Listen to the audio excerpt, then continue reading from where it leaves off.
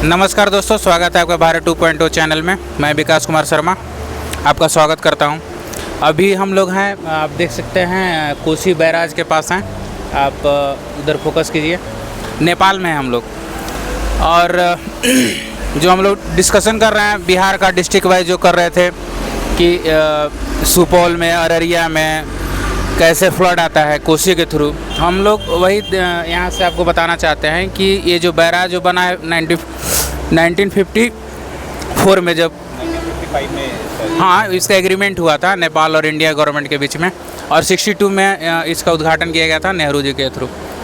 तो एक्चुअली में एक यहाँ पे जो बाढ़ आता है क्यों आता है, और इसका जो मेंटेनेंस है वो टाइम टू टाइम नहीं हो पाने की वजह से इसका जो क्वालिटी जो बोला जाता है कि क्वालिटी ऑफ प्रोडक्ट में, इंजीनियरिंग में दिखना चाहिए, वो दिख नहीं रहा है।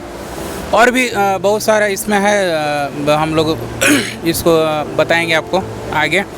और साथ में हमारे आदित्य जी हैं, और हम लोग इस पर और मैप पे भी डिस्कशन करेंगे कि एक्चुअली में जब ये बना, जिस मकसद के लिए बनाया गया था उसको तो फुलफिल ही किया शुरुआत के टाइम में, बट जैसे जैसे समय गुजरते गया और जो सब सरकार, दोनों गवर्नमेंट का हम अगर बात कर सकते हैं, नेपाल का भी और इंडिया का भी, लेकिन मेनली यहाँ पे इंडियन गवर्नमेंट का ही पूरा जो देख रेख है इस बैराज का चलता है।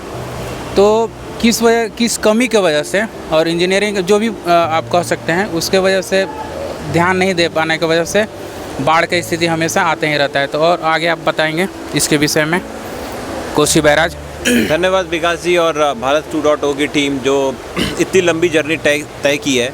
और बेसिकली हम नॉर्थ ऑफ बिहार हैं और we are in Nepal right now. तो नेपाल का जो ये प्लेस है, बेसिकली यहीं से वो जो कोसी नदी है वो बिहार में एंटर करती है और या इंडिया में एंटर करती है। सो बेटर से इंडिया में एंटर करती है, क्योंकि कोसी की प्रॉब्लम बिहार की प्रॉब्लम नहीं है, वो एक इंडिया की प्रॉब्लम है। और जैसा कि आपने बताया कि ये प्रोजेक्ट जो है ये प्री इंडिपेंडेंस की प्रोजेक्ट है, जिसमें ब्रिटिशर्स ने ध्यान दिया। उन्होंने सोचा कि किसी तरीके से हम इस प्रॉब्लम को कंट्रोल करते हैं, अब जिस भी फ़ायदे के लिए उन्होंने किया होगा। बट अल्टीमेटली अगर वो प्लानिंग की गई थी, वो उसका जो एंड रिजल्ट है वो यहाँ के लोगों को फ़ायदा मिलता, राइट। अब ये पूरा प्रोसेस 1937 से स्टार्ट हुआ, जब ब्रिटिश इंजीनियर्स ने यहाँ पे आए। वो बेसिकली पूरी एनालिसिस की कि कोसी इतनी तबाही मचाती क्यों है।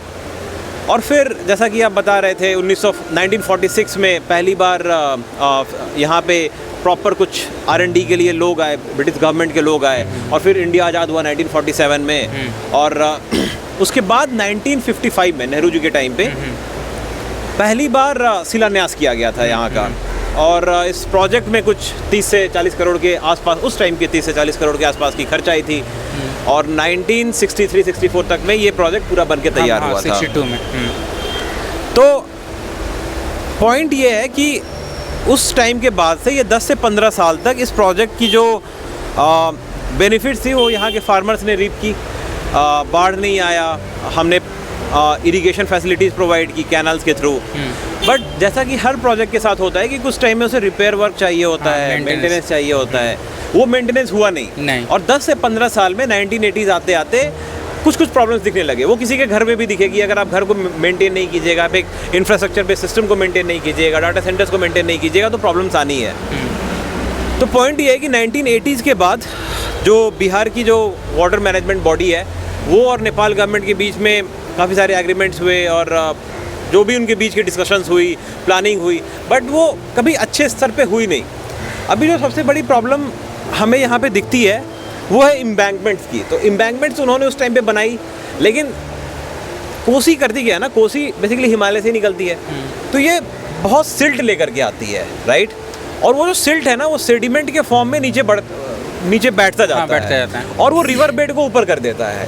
तो जो आपने एम्बैंकमेंट्स रिवर के दोनों साइड बनाए थे, वो बेसिकली उसकी जो लेवल है वो रिलेटिवली कम होते जाती है, राइट। और वो पानी इजीली क्रॉस कर जाता है। अब पानी क्रॉस तो कर जाता है, लेकिन वो वापस यहाँ नहीं आ पाता है। तो जो एम्बैंकमेंट आपने बनाई थी वो आपने बेनिफिट के लिए बनाई थी, बट वो आपको नुकसान कर रहा है अभी।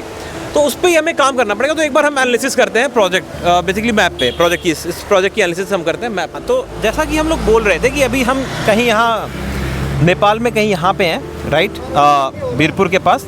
और ये रहा हमारा कोसी रिवर, राइट।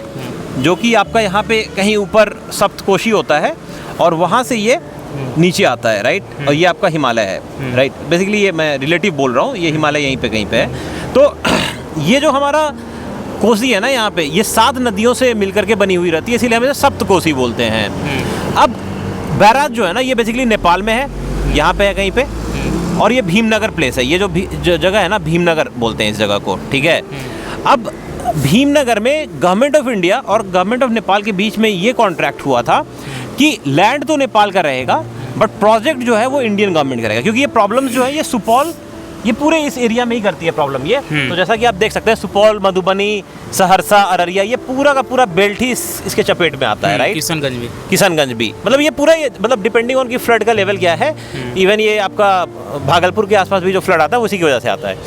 तो यहाँ पे जो बैराज बना हुआ है ना, ये अब वीक भी हो रहा है। और जैसा कि आपको पता होगा, 2008 का जो फ्लड आया था, जो कोसी का फ्लड था, वो भयंकर था। उसमें करीब 3 मिलियन पीपल जो थे ना, वो डिस्प्लेस हो गए थे। हाँ, डिस्प्लेस हो गए 3 मिलियन, समझ गए आप। और ये बेसिकली हर 1-2 साल में यही सिचुएशन होता है। और उस केस में हुआ यही था कि पानी जो थी वो एम्बैंकमेंट्स को क्रॉस कर गई और इस पूरे एरिया को इनंडेट कर दी। और आप ऐसे समझ लीजिए, कम से कम 1000 करोड़ से ऊपर का खर्चा हुआ होगा सरकार का, लोगों का। और इसकी जो प्रॉब्लम्स है ना, वो बहुत लॉन्ग टर्म रहते हैं। अभी थोड़ा धूप ज़्यादा है तो it's a problematic situation here. तो आप अगर ये देखिएगा, कोसी कितनी विशालकाय है। और कोसी को ही हम ईस्ट की गंगा बोलते हैं नेपाल में, क्योंकि गंगा भी आपके हिमालय से ही उत्पन्न होती है और कोसी भी हिमालय से उत्पन्न होती है। तो कोसी की जो पूरी ये एनालिसिस थी, अगर ब्रिटिशर्स ने आज से 90 साल पहले की, 1930s वगैरह में की, तो भाई हम इसको रिवाइव क्यों नहीं कर सकते हैं। और जहाँ तक मुझे लगता है कि ये लैक ऑफ कमिटमेंट की प्रॉब्लम है, क्योंकि ये प्रॉब्लम कुछ है ही नहीं भाई। अगर आप गोदावरी के ऊपर सर आर्थर कॉटन साहब बना सकते हैं बैराज, उसको अच्छे तरीके से मैनेज कर सकते हैं, और फिर बाद में गवर्नमेंट ऑफ आंध्रा गवर्नमेंट ही तो उसे मैनेज कर रही है, तो आंध्रा गवर्नमेंट उस पर काम कर सकती है, तो यहाँ पे भी काम हो सकता है, बशर्ते कि आप एक प्रॉपर कमिटमेंट के साथ आप इन चीज़ों पे काम करो। अब आगे बात करते हैं कि अगर हम यहाँ बैराज को इंश्योर कर सकते हैं, इसको हम स्ट्रेंथन कर सकते हैं, तो भाई आप नीचे भी तो बहुत सारी चीज़ें बना सकते हो यहाँ पे। जैसा कि हम पहले बात किए थे कि रिजर्वायर्स बना सकते हो आप, जहाँ की फिशरीज, टूरिज्म, हर चीज़ों को आप प्रमोट कर सकते हो। तटबंधीय क्षेत्र जो है उसको प्रॉपर उसको बनाना पड़ेगा, बिल्कुल बनाना पड़ेगा। इसी चीज़ को आगे डिस्कस करेंगे बैराज के उस साइड में, क्योंकि अभी यहाँ पे फ्लो बहुत ज़्यादा है और यहाँ पे सजेस्ट ये किया जा रहा है कि आप लोग जो वीडियोज़ हैं वो उस साइड में लें। तो will move to that side and will continue the discussion. Okay.